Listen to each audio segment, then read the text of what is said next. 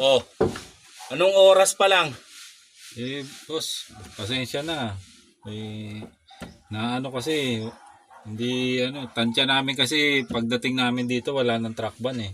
9:55. Truck ban pa. Alas 10 pa tapos ng truck ban.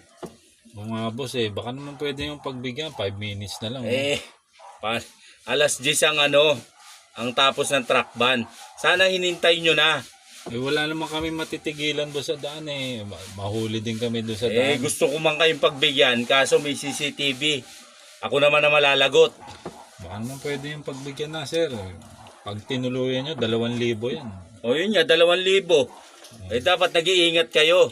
Ayun na nga baka naman pwede nyong pagbigyan. Hindi pwede. Truck ban is truck ban. Oo nga. Lisensya.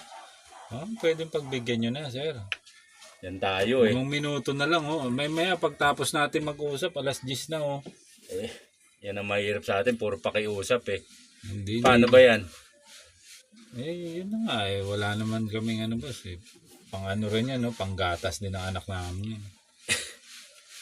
Nakikiusap ka, ikaw ang nakikiusap. Para ba yan? Pakiusap lang, ang lagay Kaya nga nakiusap boss, wala kang wala kang budget Tapos pag tinikita nyo di wala na, lalo na nabawasan ang kita. Hindi naman pwedeng puro pakiusap sa atin. Pagbigyan nyo na kayo boss, hindi naman Yan ang mahirap Ako naman na malalagot niya, may CCTV.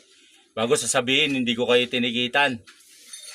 O pagbalik ko sa opisina, sasabihin, nasan yung May discretion naman boss Pwede naman yun, di ba? Pag may discretion naman Yan ang mahirap Sa amin, hindi pwede yan, ganyan pagbibigay na ganyan Ako naman na mawawala ng trabaho.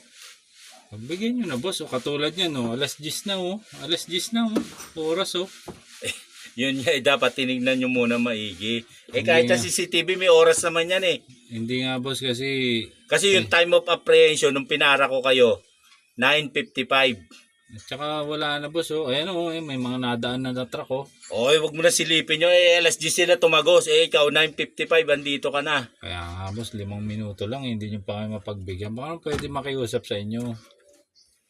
Puro na lang pakiusap.